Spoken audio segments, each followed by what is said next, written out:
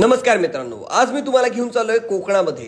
जर अंबा घाट मार्गे तुम्ही रत्नागिरी किंवा गणपतीपुळेला जात असाल तर सावध राहा, कारण की या ठिकाणी रस्त्याची मोठ्या प्रमाणामध्ये कामं चालू आहेत। गाडी चालवताना काळजी घ्या। चला तर मग जाऊया आपण पुढच्या प्रवासाला। रत्नागिरी जिल्ह्यातील सुप्रसिद्ध देवस्थान नवसाला पावणारा गणपती बाप्पा अशी याची ख्याती आहे। एका बाजूला उंच डोंगर आणि दुसऱ्या बाजूला विस्तीर्ण असं पसरलेला समुद्र। आज आपण आलोय गणपतीपुळे या ठिकाणी आणि याच बीचवर खूप सुंदर वॉटर स्पोर्ट्स सुद्धा आहेत। तुम्ही तिथे एन्जॉय करू शकता, वेळ घालवू शकता फॅमिली सोबत। दर्शन तर झालं, पण राहायचं कुठं आणि खायचं काय याच व्हिडिओमध्ये तुम्हाला दाखवणार आहे मी स्वस्त आणि मस्त असं ठिकाण। मी आलेलो आहे गणपतीपुळे या ठिकाणी असलेल्या भक्त निवास या ठिकाणी। मंदिरापासून अगदी जवळ 1.5 किलोमीटरवर हे भक्त निवास आहे। ही भव्य वास्तू या ठिकाणी अनेक खोल्या आणि डॉर्मेटरी रूम सुद्धा आहेत। याचं बुकिंग तुम्ही ऑनलाईन आणि ऑफलाईन पद्धतीने करू शकता। 50% रूम्स ऑनलाईन पद्धतीने आणि 50% रूम्स ऑफलाईन पद्धतीने या ठिकाणी बुकिंग होतात। नॉन एसी रूम 350 पासून पुढे तर एसी रूम 950 रुपयाला या ठिकाणी आहे आणि डॉर्मेटरी 50 रुपये, विदाउट बेड आणि विथ बेड 100 रुपये प्रत्येकी अशी सोय या ठिकाणी करण्यात आलेली आहे। चला तर मग जाऊया आता एसी रूम बघायला। एसी रूम ही मोठी होती, प्रशस्त होती। डबल बेड, टीव्ही आणि कपाट सुद्धा देण्यात आलं होतं।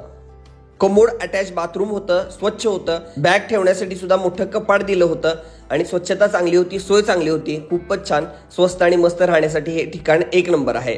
त्याचबरोबर या ठिकाणचा चहा सुद्धा चांगला होता। 4 वाजता आणि त्यानंतर सकाळी 6:30 नंतर 7 नंतर या ठिकाणी चहा मिळतो। जेवणाची सोय सुद्धा उत्तम होती। 80 रुपयाला या ठिकाणी जेवण मिळतं। खूप गर्दी पण होती, पण सगळ्यांची सोय व्यवस्थित होत होती। सेल्फ सर्व्हिस आहे बघा। आता ताटं लावली जात आहेत। एका वेळी एकदा भात, शिरा, लोणचं हे सगळं दिलं जातं। पुन्हा एकदा तुम्ही भात आणि आमटी घेऊ शकता। पापड वगैरे पण दिलेला आहे। थाळीमध्ये 2 चपात्या आहेत। मी टेस्ट केली, खूपच मस्त होती आणि स्वस्त आणि मस्त। नक्कीच सर्वांसाठी खूप चांगली सोय करण्यात आलेली आहे। तुम्ही सुद्धा या ठिकाणी बिनधास्त राहू शकता।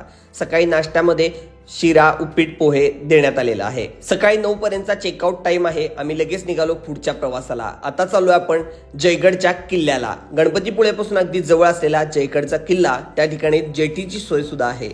रत्नागिरी जिल्ह्यातील शास्त्री नदीच्या खाडीत उभारण्यात आलेला जलदुर्ग प्रकारातील जयगड किल्ला विजापूरकरांनी 16व्या शतकात बांधला आहे। 1578 ते 80च्या दरम्यान संगमेश्वराच्या नायकांनी या किल्ल्याचा ताबा घेतला। पुढे 1695च्या दरम्यान हा किल्ला कान्होजी आंग्रे यांच्याकडे होता। 1818 मध्ये झालेल्या इंग्रज आणि मराठा यांच्यामधील युद्धात इंग्रजांना हा किल्ला मिळाला। किल्ल्यात दक्षिणेकडील दिंडी आणि पश्चिमेकडील चोर दरवाज्यातून प्रवेश करता येतो। किल्ल्याला 12 एकर परिसर लाभलेला आहे। बाले किल्ल्यास महाद्वार आहे। तटबंदीच्या बाजूला खंदक कोरलेले दिसते। त्याचबरोबर किल्ल्यामध्ये 28 बुरुज या ठिकाणी आहेत। या किल्ल्यात काही विहिरी, गुहा आणि पाषाण स्तंभ आहेत। बाले किल्ल्यातील तटबंदीच्या जवळ कोठार बांधण्यात आलेली आहेत। त्या बाजूला तबेले, मधल्या बाजूस गणपतीचं मंदिर आहे। किल्ल्यातून समुद्राकडे जाण्याचा हा एक वेगळा मार्ग आहे। या ठिकाणी शस्त्रास्त्राचे कोठार या ठिकाणी असण्याची शक्यता आहे। समुद्रामध्ये हा निघणारा मार्ग अजूनही भक्कम उभा आहे, इतिहासाची साक्ष देतो आहे। एका बाजूला जमीन आणि तिन्ही बाजूनी समुद्र असा हा किल्ला खूपच सुंदर आहे। नक्की या ठिकाणी भेट द्या। असाच पुढचा प्रवास चालू ठेवला आणि किल्ल्याच्या जवळच असलेल्या तवसाळ या ठिकाणी पोहोचलो आम्ही। या ठिकाणी आहे फेरी बोट। याचं टाइम टेबल दिलेलं आहे, तुम्ही पॉज करून बघू शकता। अगदी गाडी सकट आपण प्रवास करू शकतो। कुणी अनुभव घेतला नसेल तर नक्की हा अनुभव एकदा तरी घ्याच। आम्ही गुहागरकडे जाण्यासाठी निघालो। या फेरी बोटचा आम्ही वापर केला। माणशी 25 रुपये तर गाडीला वजनानुसार पैसे आकारले जातात। साधारण 200 ते 250 रुपये या ठिकाणी रेट घेतला जातो। प्रवास खूप चांगला होतो आणि थंडगार वारं, समुद्राच्या लाटा, त्याचबरोबर निसर्गाचा अनुभव घेत आपण प्रवास करतो। खूपच छान वाटतं। पक्षी खूप छान दिसत होते। पुढचा प्रवास करत आम्ही पोहोचलो वेळणेश्वर या ठिकाणी। सुंदर असं मंदिर, शांतता आणि लगतच असलेला समुद्र किनारा। हे सुद्धा मंदिर खूप प्रसिद्ध आहे। या ठिकाणी महाशिवरात्र असल्यामुळं सजावट चालू होती मोठ्या प्रमाणामध्ये।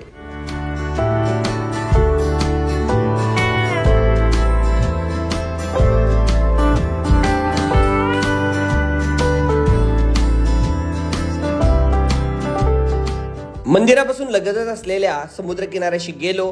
खूप शांतता होती, कोणी पर्यटक त्या ठिकाणी नव्हते आणि लगेचच घावणाची ऑर्डर दिली. घावणे करण्याची प्रोसेस बघू शकता. तांदूळ घेतलेला आहे, तांदूळाचं पीठ आणि त्यामध्ये पाणी आणि मीठ घालायचं आहे. फक्त ते मऊ असं पातळ पीठ तयार करायचं आहे आणि गरम झालेल्या तव्यावर तेल लावायचं आणि सोडायचे आहेत घावणे. मस्तपैकी लुसलुशीत मऊ अशी घावणे तयार होतात. त्याला जाळीदार असतील तर खूपच मजा येते. कोकणामधला हा एक व्हेज पदार्थ खूप चांगला आहे. याबरोबर खोबऱ्याची चटणी किंवा आपण बटाट्याची भाजी असेल तर बेस्ट लागतं. नक्की ट्राय करून बघा. या ठिकाणी 60 रुपये प्लेट होते. 60 रुपयाला 2 अशा पद्धतीने हे घावणे होते. पण या ठिकाणचे एवढे मऊ नव्हते, पण तुम्ही ट्राय करू शकता. त्याचबरोबर मंदिराच्या लगतच राहण्याची सोय सुद्धा आहे. तुम्हाला 1500 रुपयेमध्ये 4 ते 5 माणसं तुम्ही तिथे राहू शकता. या होमस्टेवाल्यांचा आपण नंबर दिलेला आहे, तुम्ही त्यांना कॉन्टॅक्ट करू शकता. जर मंदिराच्या जवळ तुम्हाला राहायचं असेल तर हे बेस्ट आहे. त्यामध्ये जास्त ऑप्शन्स नाही आहेत, पण तुम्हाला हा एक ऑप्शन उत्तम आहे. छोट्या आणि मोठ्या आकाराच्या रूम आहेत. रूमला अटॅच बाथरूम आहे. कमोडची सोय आहे. AC नॉन AC अशा प्रकारच्या 2 प्रकारच्या रूम या ठिकाणी अवेलेबल आहेत. तुम्ही या ठिकाणी राहू शकता आणि तुमचा दिवस मजेमध्ये घालू. इथून पुढे आम्हाला जायचं होतं गुहागरला. या ठिकाणचा बायपास रोड इतका खतरनाक आहे की घसरण्याची शक्यता आहे. तुम्ही काळजी घ्या. प्रशासनानं याच्यामध्ये लक्ष घालावं अशी आमची विनंती आहे. खरंच या ठिकाणी ट्रॅफिक जाम होतं. खूप घसरडा रोड आहे. भीती वाटते. जे ड्रायव्हिंग करतायत त्यांनी समंजस्यानं आणि शांत डोक्यानं या ठिकाणहून ड्रायव्हिंग करावी. त्यानंतर पोहोचलो गुहागरमध्ये. नमस्कार मित्रांनो, आपण आलेलो आहे आता गुहागरमध्ये आणि गुहागरचा सुंदर असा समुद्र किनारा आणि व्याडेश्वराचं मंदिर या बाजूला आहे आणि या बाजूला आहे आमचा लॉज. आम्ही इथं राहिलो होतो. श्री पूजा असं नाव आहे या ठिकाणी आणि समोरच समुद्र आहे. अगदी समुद्राच्या जवळ असलेला हा लॉज आहे आणि साधारण 1500 रुपयाला ही रूम आम्हाला मिळालेली आहे. आम्ही आता फेब्रुवारीमध्ये या ठिकाणी आलेलो आहे. खूप कमी पर्यटक आहेत या ठिकाणी आणि इथून बघू शकता याचा नंबर सुद्धा दिलेला आहे. AC नॉन AC रूम आहेत या ठिकाणी. नंबर तुम्हाला दिसतोय. तुम्हाला पाहिजे असलं तुम्ही अधिकची चौकशी करू शकता. त्याचबरोबर इथं समुद्र पण आहे आणि इथून आपण चालत चालत समुद्रावर निवांत मध्ये जाऊ शकतो. तुम्हाला रूम वगैरे पण दाखवतो आतमध्ये. फार लक्झुरियस प्रॉपर्टी नाही आहे, पण बजेट फ्रेंडली आहे मित्रांनो. आणि अशा प्रकारे 3 रूम आहेत आणि नॉन AC रूम आहेत. त्या वरच्या बाजूला AC रूम आहे. तिथं AC रूम अवेलेबल नाही आहेत. जास्त हायपाय नव्हत्या. रूम ठीकठाक होत्या. बाथरूम होतं, कमोड होतं, गरम पाण्याची सोय चांगली होती. तुम्हाला जेव्हा पाहिजे अवेलेबल करून तेव्हा तुम्ही सांगू शकता. या ठिकाणी गिझरची सोय दिलेली आहे प्रत्येक रूममध्ये. ही बाहेरची रूम आहे. इथून समुद्र किनारा दिसतो आणि आपण झोपून निवांत रूममध्ये बेडवर समुद्र किनारा आणि त्याच्या लाटाचा आवाज ऐकत खूप एन्जॉय करू शकतो. बाहेरच्या बाजूला गाडी पार्किंगसाठी मोठी जागा आहे. तिथे बसून आपण निवांत वेळ घालवू शकतो. गुहागरचा शांत, सुंदर आणि विस्तीर्ण पसरलेला असा समुद्र किनारा. या ठिकाणी पर्यटक जास्त नसतात मित्रांनो. गुहागरला खूप सुंदर असं निसर्ग सौंदर्य लाभलेलं आहे आणि गर्दी कमी आहे आणि इथं वॉटर स्पोर्ट्स पण जास्त प्रमाणामध्ये नाहीत. समुद्र किनाऱ्यापासून लगतच असलेल्या आम्ही खाऊ गल्लीमध्ये गेलो. इथं भेळ, पाणीपुरी, मासे, चायनीज असे पदार्थ मिळतात. हा स्टॉल सगळ्यात जुना आहे असं त्यांनी सांगितलं. ओके, सर्व पदार्थ माझे चांगले आहेत, पण मी गिरायकाला मी आव्हान देतो, मला पदार्थ आवडले नाही तर 1 चमचा किंवा 2च चमचे खायचे. 3ऱ्या चमच्याला हात लावायचा ना, त्याचे पैसे मी घेणार नाही तिथे. आणि ताटून पुसून खाल्लं आणि तुम्ही गेले काका मला आवडले, मी पैसे त्याला आडव उभा करून घेणार. असं माझा ध्यास 35 वर्ष होत आले आता. असं मी गुहागर चौपाटीवरती मी पहिलाच आहे. लक्षात झालं. आता ही सगळी माझ्या गावातली पोरं आलेली आहे. इथे एकही भैया नाही. सगळी मराठी माणसं.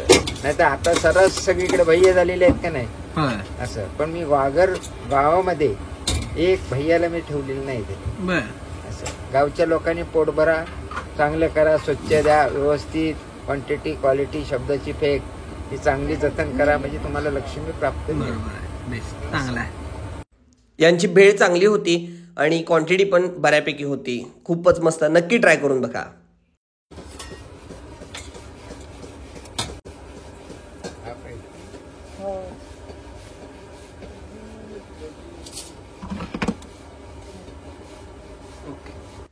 इथं रेट कार्ड दिलेलं आहे, तुम्ही पॉज करून बघू शकता. आम्ही गेलो तेव्हा मोठी ऑर्डर त्यांना समोस्यांची मिळाली होती, त्यामुळे समोसे मोठ्या प्रमाणामध्ये तळे जात होते. आणि या ठिकाणी ही कटवडा, त्यानंतर एक स्पेशल कोकणामध्ये उसळ मिळते, ती सुद्धा मुसळपाव खातात, ती तयार होते. त्यानंतर गेलो जेवण्यासाठी. हॉटेल योगेश्वरी या ठिकाणी मंदिराच्या जवळच बाजारपेठमध्येच हे हॉटेल आहे. या ठिकाणी थाळी सिस्टीम खूप चांगली आहे. तर याच हॉटेलमध्ये कोकणी पदार्थ खूप चांगले मिळतात. लोणची, पापड असू देत किंवा आंब्याचे काही प्रकार हे सुद्धा तुम्ही इथून खरेदी करू शकता. आमरस वाटी आहे 60 रुपयाला आणि जेवण आहे, मिनी थाळी घेतलेली आहे 110 रुपयाला. यामध्ये उसळ आहे, वांग्याची एक भाजी आहे, भात आहे आणि 2 चपात्या आहेत आणि स्पेशल हळदीचं लोणचं दिलं होतं. खूपच चांगलं लागत होतं. तुम्ही नक्की व्हेज असाल, व्हेज खायचं असेल तर तुम्ही इथे जाऊ शकता. महाशिवरात्री दिवशी मी गेलो होतो त्यामुळे मी व्हेजच प्रेफर केलं. बऱ्यापैकी सगळे पदार्थ चुलीवर हे तयार होतात आणि यांचा स्पेशल भात आहे तो सुद्धा चुलीवर शिजवला जातो. उपवास असल्यामुळे साबुदाण्याचे वडे काही जणांनी ऑर्डर केले, ते सुद्धा गरम गरम लगेच तयार करून त्यांनी दिले. मागच्या इथे खाल्लेले त्यापेक्षा बेटर या ठिकाणी घावणे होते. मी लगेचच ऑर्डर दिली. 40 रुपयाला एक पीस असा याचा रेट होता आणि चटणी सुद्धा भरपूर दिली होती खोबऱ्याची. खूपच मस्त.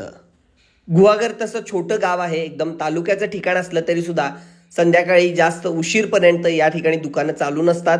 एक छोटीशी बाजारपेठ आहे. त्या ठिकाणी तुम्हाला काजू, त्याचबरोबर आमसूल आणि काही कोकणी पदार्थ मिळतील. गुहागरमधील मुख्य ठिकाण म्हणजे श्री वैडेश्वराचं मंदिर. महाशिवरात्री निमित्त सुंदर अशी सजावट केली होती. याला 2 प्रवेशद्वार आहेत. मोठ्या आकाराचा नंदी मंदिरामध्ये प्रवेश करताच आपल्याला नजरेस पडतो. महाशिवरात्री निमित्त मंदिरामध्ये मोठ्या प्रमाणामध्ये पूजा अर्चा आणि अभिषेक चालू होते. प्रसन्न वातावरणामध्ये आम्ही देवाचं दर्शन घेतलं.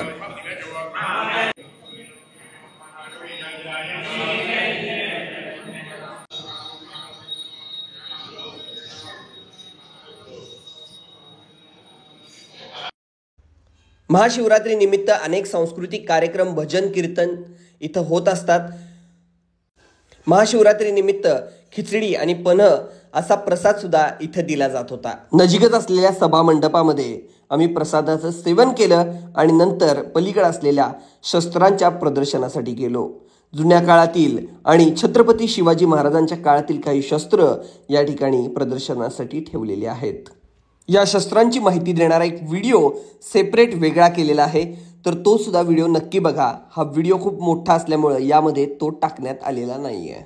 देवाचं दर्शन घेऊन आम्ही परतीच्या प्रवासाला निघालो आणि सर्व आठवणी आम्ही साठवून घेतल्या आमच्याबद्दल. तर तुम्हाला हा व्हिडिओ कसा वाटला हे कमेंट बॉक्समध्ये कमेंट करा आणि अशाच प्रकारचे माहितीपूर्ण इन्फॉर्मेटिव्ह व्हिडिओ बघण्यासाठी चैतन्य फूड ब्लॉगला सबस्क्राईब